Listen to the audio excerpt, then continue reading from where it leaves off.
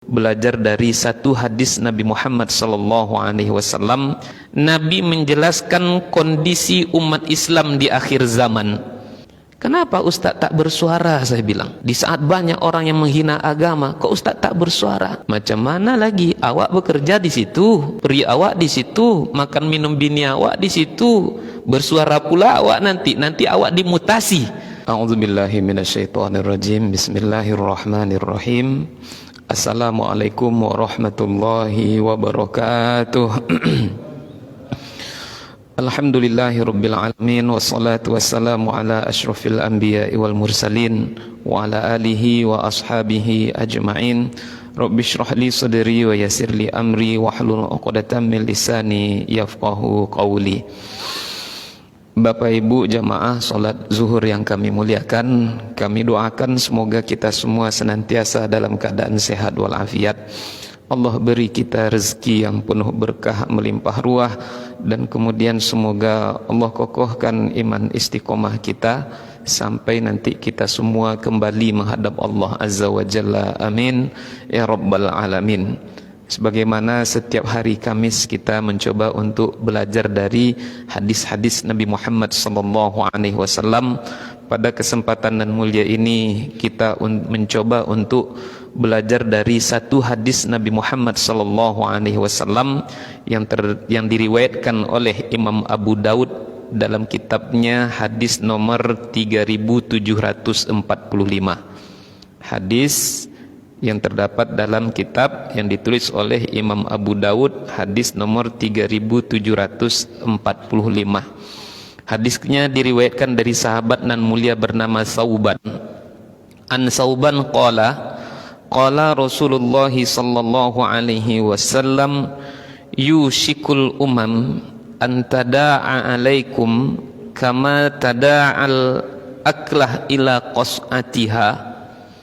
Faqala qail wa min qillatin nahnu yawma idzin, qala bal antum yawma idzin katsir walakinnakum husa'un ka husa'is sil wala yaqdhifannallaha wala yanzi'annallaha min suduri aduwikumul mahabah wala yaqdhifannallaha fi qulubikumul wahn.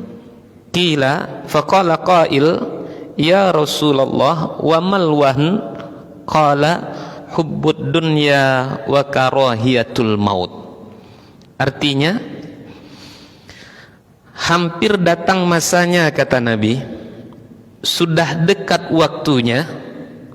Di waktu itu nanti kalian akan menjadi seperti seonggok makanan yang ditaruh di atas meja makan.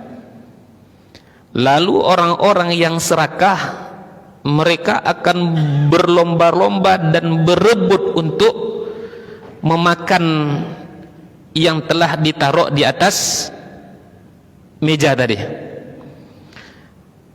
Lalu kemudian sahabat berkata, apakah di masa itu kami sedikit ya Rasulullah? Qala bal antum yawma idzin katsir. Ndak, kata Nabi, di masa itu kalian tidak sedikit, kalian banyak. Saking banyaknya kalian, kata Nabi, kahusa isail, seperti buih di lautan. Lalu kemudian di saat itu Allah akan walayanzi'annallaha min suduri aduwikumul mahabah. Allah cabut rasa takut, rasa gentar yang ada di hati musuhmu.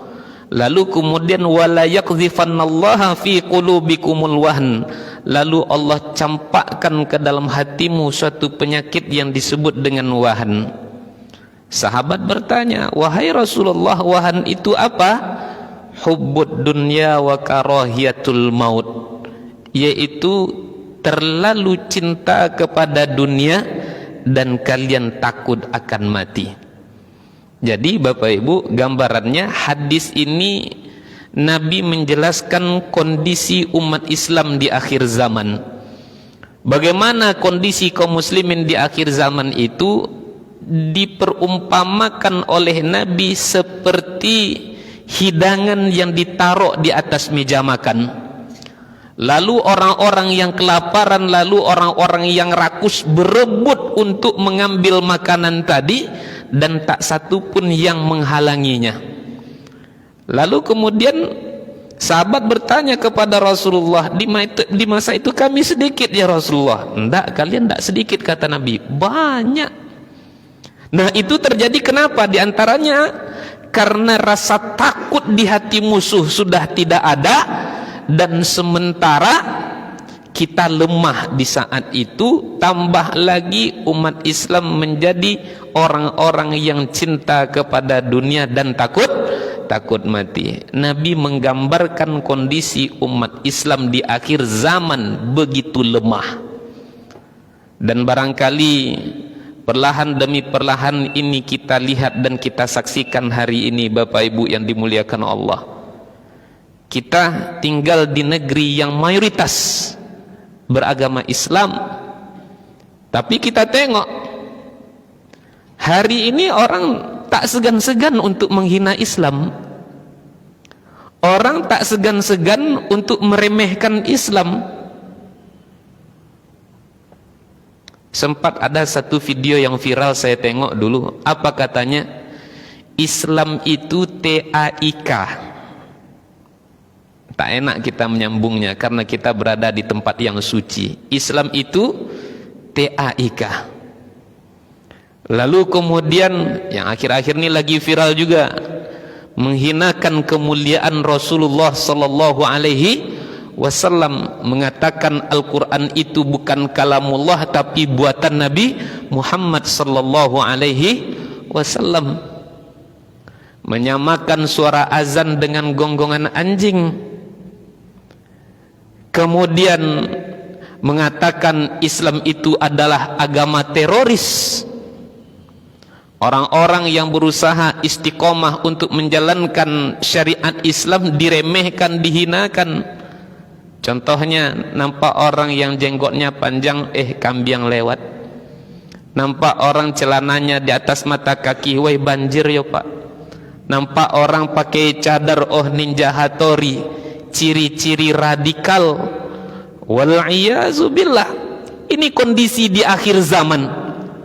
Agama dijadikan sebagai bahan permainan, agama dijadikan sebagai senda gurau, dan orang tidak takut-takut dan tak segan-segan untuk melakukan itu. Musuh itu tak lagi takut kepada umat Islam. Kenapa? Umat Islam itu lemah. Kenapa lemah? Hubbud dunya wa karahiyatul maut. Karena terlalu berlebihan cinta kepada dunia, takut kepada mati.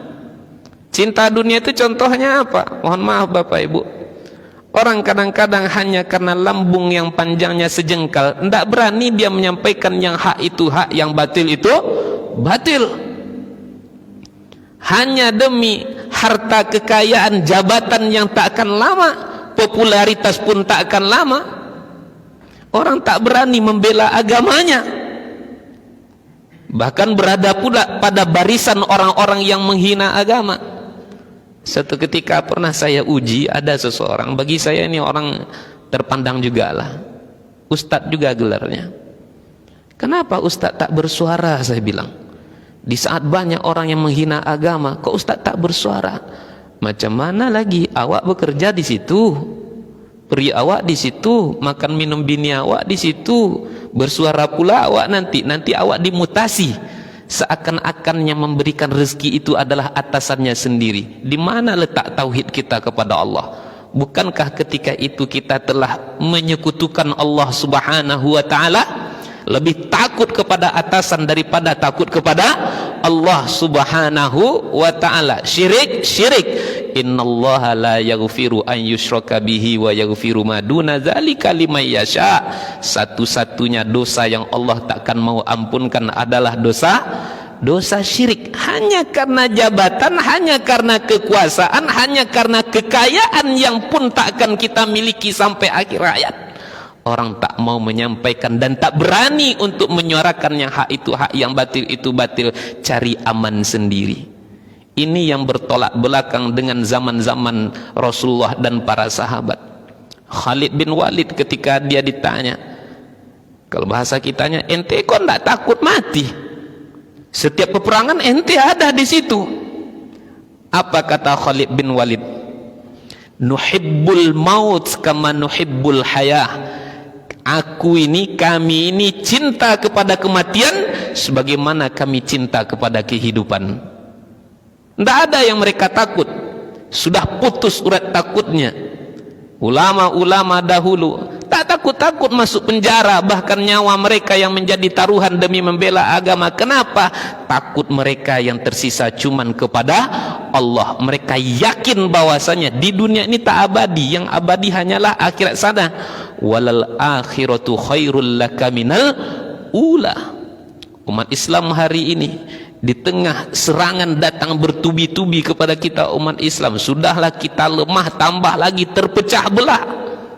Sayang rasanya Bapak Ibu dimuliakan Allah, di saat-saat seperti sekarang ini sebagian di antara kita masih sibuk memperkarakan bismillah itu disirkan atau dijaharkan, masih menghebohkan perkara kunut atau tak kunut, masih ribut memperkarakan nanti kita yang ikutnya yang ru'yah kah atau yang ikutnya yang hisab kah.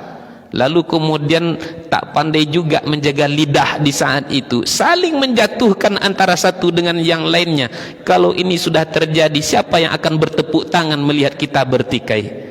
Wal iyazu billah. Dan mudah-mudahan Bapak Ibu, hadis ini menjadi pelajaran bagi kita supaya kita jangan sampai termasuk kepada kelompok-kelompok orang-orang yang cinta kepada dunia, yang takut kepada mati, lalu kemudian lemah akidah, lemah keyakinan kepada Allah Subhanahu wa taala. Mudah-mudahan Allah jaga kita dari segala keburukan, kebaikan demi kebaikan Allah bukakan dan Allah mudahkan kita untuk melakukannya.